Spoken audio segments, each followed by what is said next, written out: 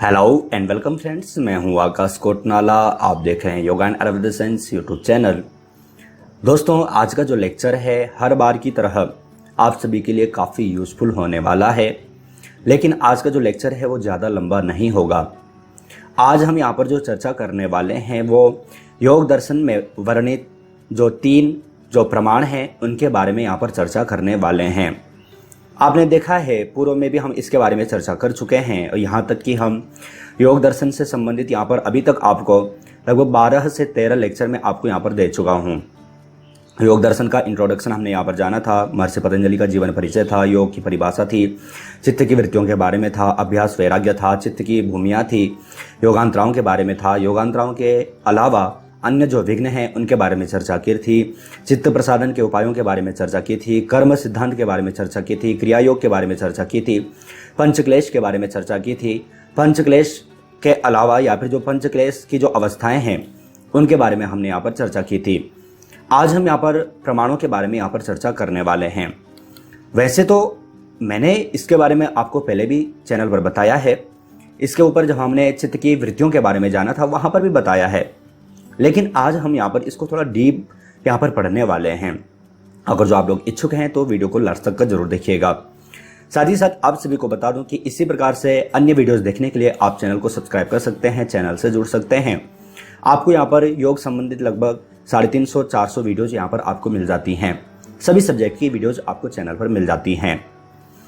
जैसे कि पूर्व में मैंने आपको बताया था कि जो चित्त की जो वृत्तियाँ हैं वो 5 हैं, लेकिन जो सभी जो 5 जो वृत्तियां हैं वो 2 रूपों में विभाजित हैं। एक है क्लिष्ट और एक है अक्लिष्ट। जब हमने चित्त की वृत्तियों के बारे में पढ़ा था तो वहां पर मैंने आपको बताया भी था। अगर जो आपने वो लेक्चर नहीं देखा है तो आप वीडियो के ऊपर आई के बटन पर क्लिक करके आप देख सकते हैं, आपको पूरी जानकारी वहां पर मिल जाएगी। अगर जो हम योग दर्शन का यानी कि योग सूत्र का जो प्रथम जो पाद है समाधि पाद है, उसका अगर जो हम 5वें नंबर का सूत्र अगर जो हम देखते हैं तो वहां पर हमें पढ़ने को मिलता है वृत्तयः पंचतयः क्लिष्टा क्लिष्टा। वहाँ पर हमने देखा था कि जो वृत्तियाँ हैं वो 5 प्रकार की हैं, लेकिन भेद कितने हैं? 2। कौन कौन से? क्लिष्ट और अक्लिष्ट। तात्पर्य भी आप यहाँ पर देखेंगे, क्लिष्ट और अक्लिष्ट भेदों वाली वृत्तियाँ 5 प्रकार की होती हैं। सभी वृत्तियाँ जो भी 5 प्रकार की जो वृत्तियाँ हैं वो सभी के सभी क्लिष्ट और अक्लिष्ट भेदों वाली होती हैं। तो ये हमने पिछले वीडियो में भी चर्चा की थी। आज हम यहाँ पर प्रमाणों के बारे में यहाँ पर चर्चा करने वाले हैं। तो आपको कोई भी कंफ्यूजन यहाँ पर न बना रहे, इसके लिए मैं आपको यहाँ पर स्टेप बाय स्टेप शुरू से आपको यहाँ पर बता रहा हूँ। तो ये आपने वहाँ पर रीड भी किया था, हमने वहाँ पर मैंने आपको वहाँ पर अच्छे ढंग से समझाया भी था। अब यहाँ पर आप देखेंगे कि जो वृत्तियाँ थी वो 5 प्रकार की थी, 5 वृत्तियाँ थी।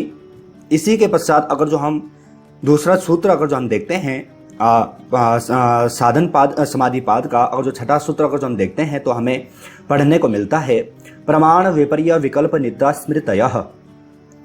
जो वृत्तियां हैं 5 प्रकार की हैं। कौन कौन सी हैं? प्रमाण विपर्य विकल्प निद्रा स्मृतयः। कौन कौन सी हैं? प्रमाण है, विपर्य है, विकल्प है, निद्रा है और स्मृति है। पूर्व में तो मैंने आपको सभी के बारे में चर्चा की थी। प्रमाण वृत्ति क्या है, विपर्य क्या है, विकल्प क्या है, निद्रा क्या है, स्मृति क्या है, इसके बारे में हमने यहाँ पर चर्चा की थी। मैंने आपको यहाँ पर अच्छे ढंग से इसके बारे में यहाँ पर बताया था, आपने इसको ध्यानपूर्वक देखा भी था। यहाँ पर जो प्रथम जो वृत्ति है, जो प्रमाण जो वृत्ति है, अब हम यहाँ पर इसी को यहाँ पर समझने वाले हैं। प्रमाण वृत्ति को ही हम यहाँ पर समझेंगे। प्रमाण योग दर्शन के अनुसार प्रमाण क्या है, कितने प्रकार के यहाँ पर इन्होंने प्रमाणों की यहाँ पर व्याख्या की है, इसके बारे में हम यहाँ पर जानने वाले हैं। तो यहाँ पर आप देखेंगे प्रमाण, यहाँ पर इसका जो सूत्र हमें जो पढ़ने को मिलता है योग दर्शन में वो प्रथम यानी कि जो प्रथम जो अध्याय है, प्रथम पाद है, समाधि पाद है, उसका 7वां नंबर का सूत्र ही हमें वहाँ पर पढ़ने को मिलता है। प्रमाण के बारे में यहाँ पर इन्होंने कहा है प्रत्यक्षानुमानागमाः प्रमाणानि। कौन कौन से? 3 यहाँ पर आपको यहाँ पर पहले ही यहाँ पर समझ में आ चुके हैं। प्रत्यक्षानुमानागमाः प्रमाणानि कितने हैं? कौन कौन से हैं? प्रत्यक्ष, अनुमान और आगम। आपको यहाँ पर ध्यान देना है। व्याख्या भी मैंने आपको यहाँ पर दी है। योग सूत्र में प्रमाण वृत्ति 3 प्रकार की होती है।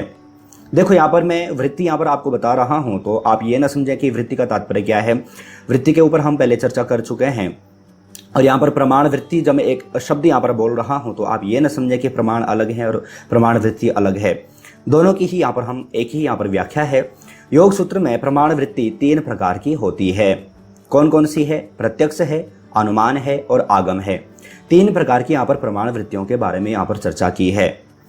अब यहाँ पर इसको तो हम यहाँ पर जानेंगे, लेकिन उससे पूर्व आपको यहाँ पर यह भी जानना जरूरी है कि प्रमाण का तात्पर्य क्या होता है।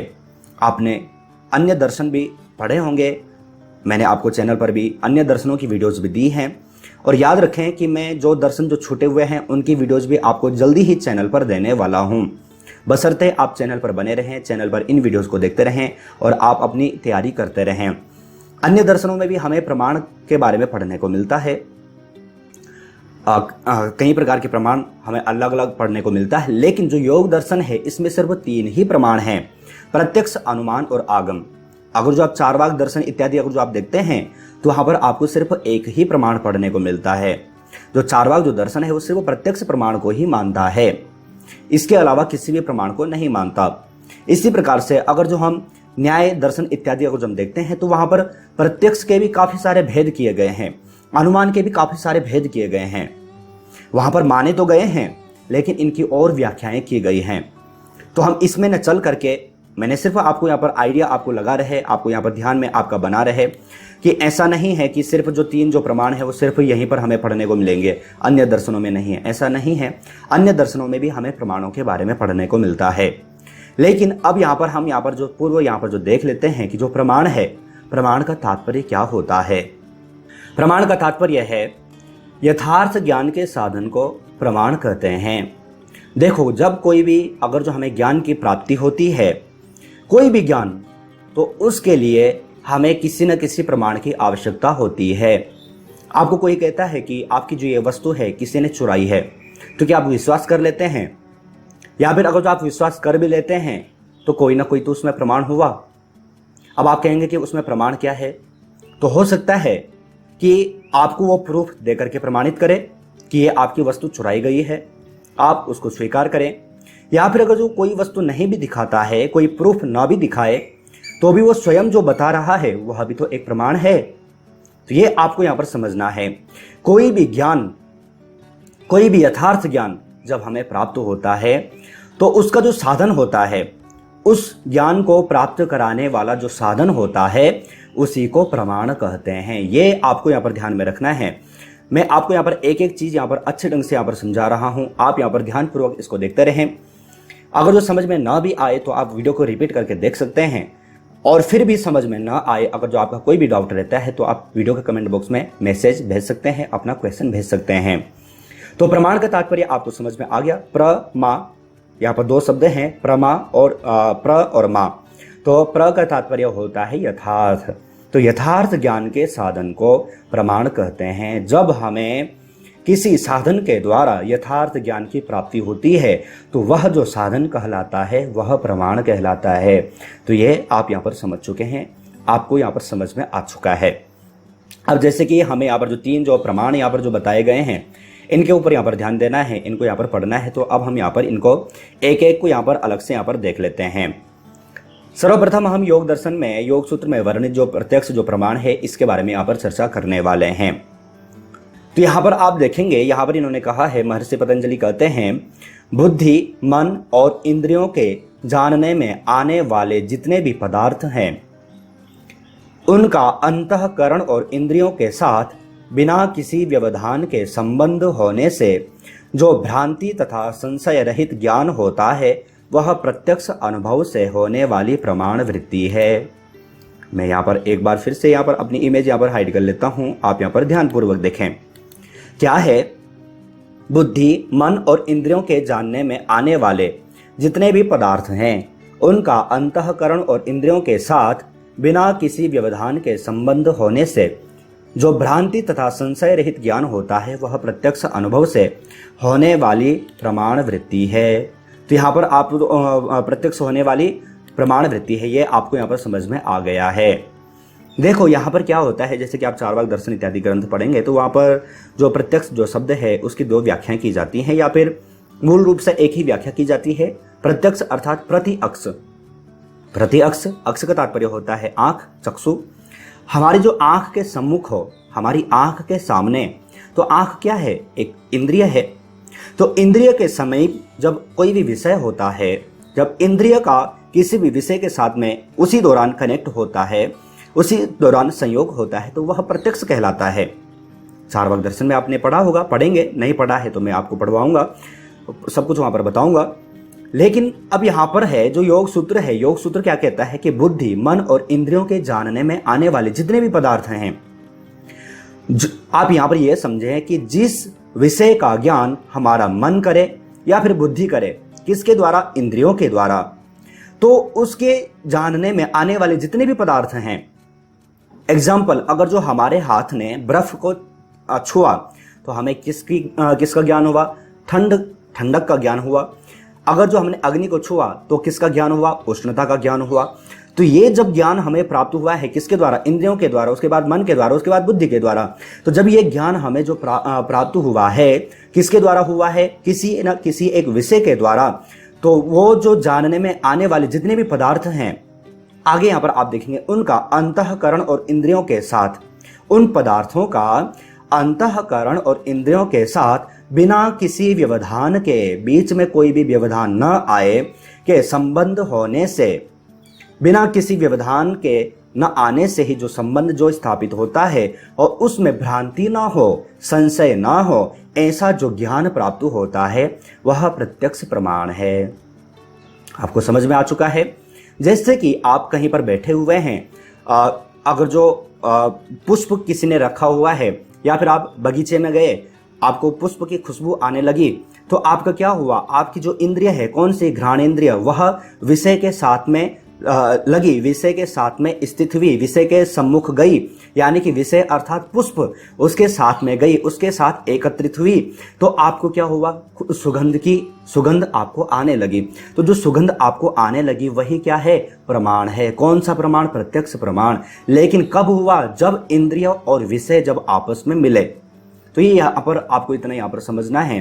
अन्य दर्शनों में थोड़ा इसके अन्य भिन्न व्याख्या की गई है, लेकिन योग दर्शन में जो मैंने आपको यहाँ पर बताया है, यही आपको यहाँ पर ध्यान में रखना है कि इंद्रियां जब तत्काल विषयों के साथ में सम्मिलित होती हैं और जब हमें जो भ्रांति रहित, संशय रहित जो ज्ञान जो हमें जो प्राप्त होता है वह प्रत्यक्ष प्रमाण होता है।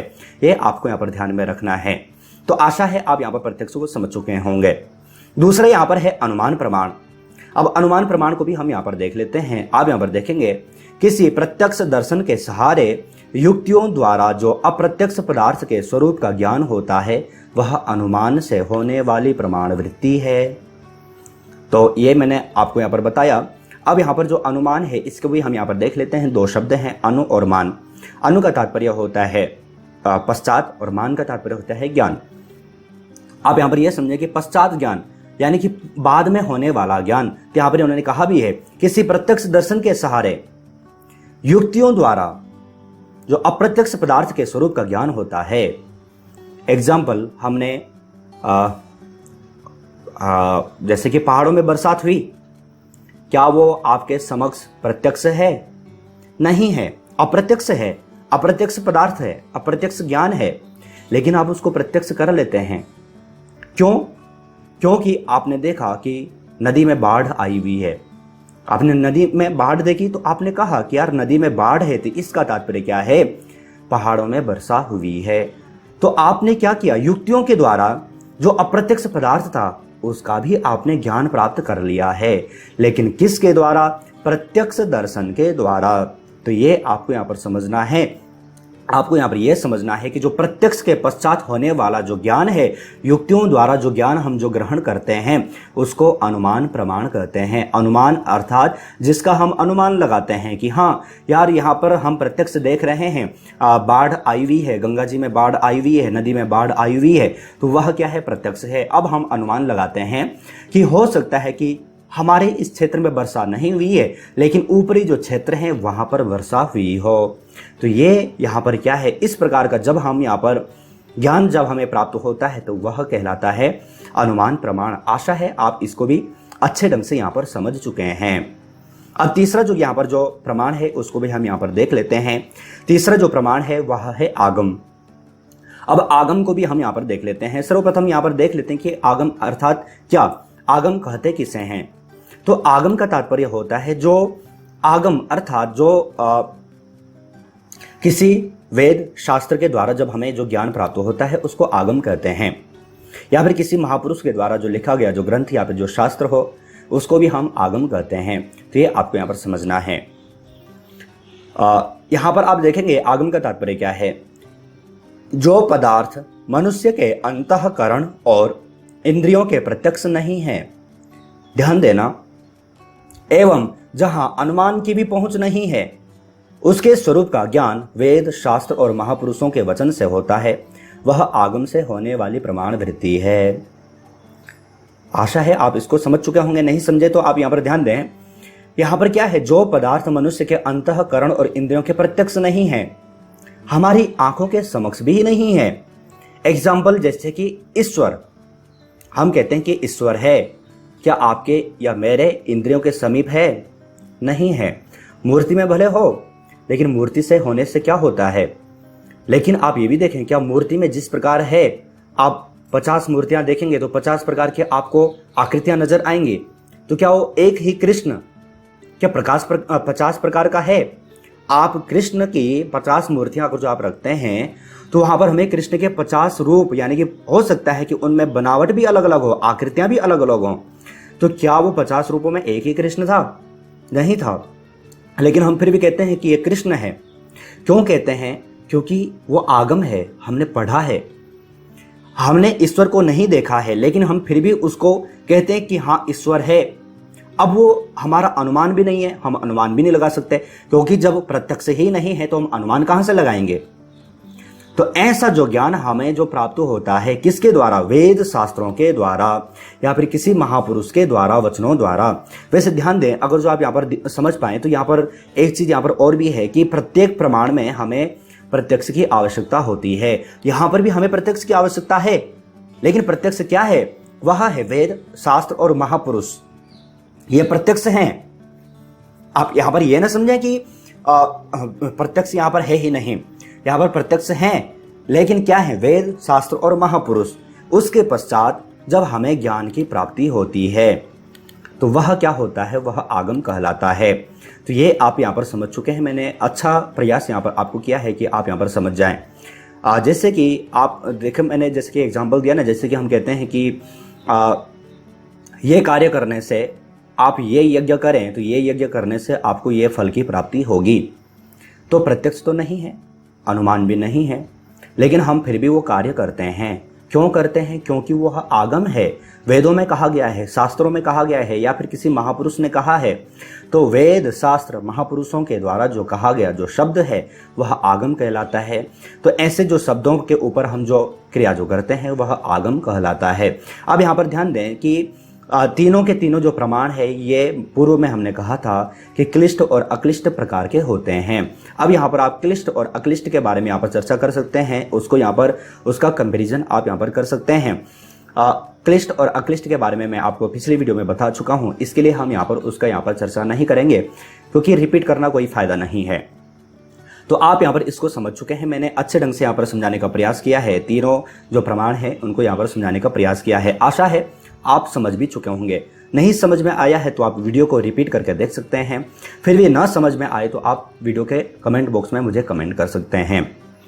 अब कुछ प्रश्नोत्तरी सीरीज आप सभी के लिए यहाँ पर है, जैसे कि आप जानते भी हैं। ये सब के पश्चात मैं आपको यहाँ पर प्रश्नोत्तरी सीरीज यहाँ पर देता हूँ, जिनके आंसर आपको वीडियो के कमेंट बॉक्स में देने होते हैं।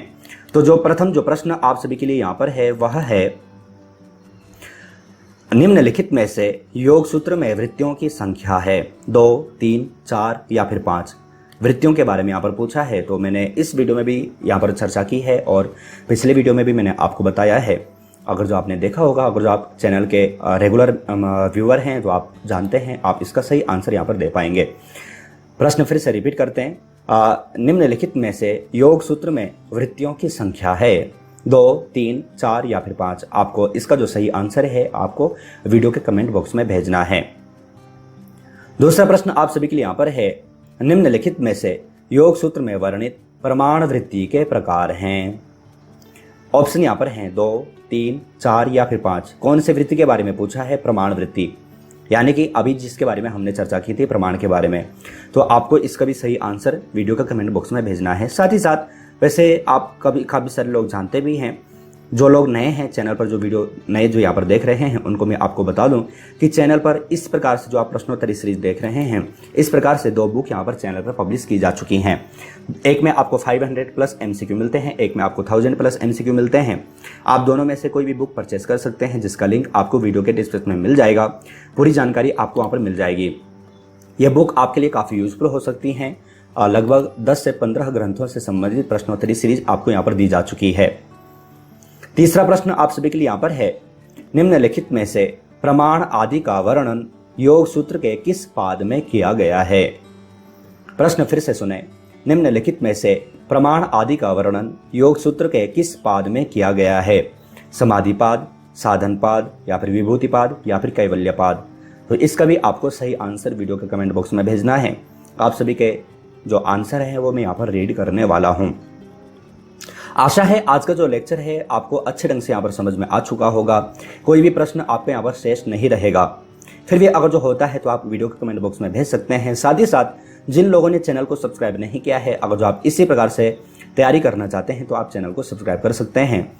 साथ ही साथ जो लोग चैनल पर और अच्छे ढंग से तैयारी करना चाहते हैं, किसी भी एग्जाम की तैयारी करना चाहते हैं, अगर जो आप चैनल से मेंबरशिप लेना चाहते हैं तो आप जैसे ही चैनल पर ज्वाइन बटन पर क्लिक करेंगे तो आपके समक्ष यहाँ पर 3 से 4 प्लान यहाँ पर नजर आ जाएंगे। आप अपनी इच्छा अनुसार कोई भी मेंबरशिप ले सकते हैं, किसी भी एग्जाम की अच्छी ढंग से तैयारी कर सकते हैं। आज हमने यहाँ पर योग दर्शन में वर्णित प्रमाण के बारे में यहाँ पर चर्चा की है। फिर से किसी एक न्यू टॉपिक के ऊपर, किसी एक न्यू ग्रंथ को लेकर के भी हम यहाँ पर चर्चा करेंगे। तब तक आप अपना और अपनी फैमिली का बहुत ख्याल रखिएगा। बाय।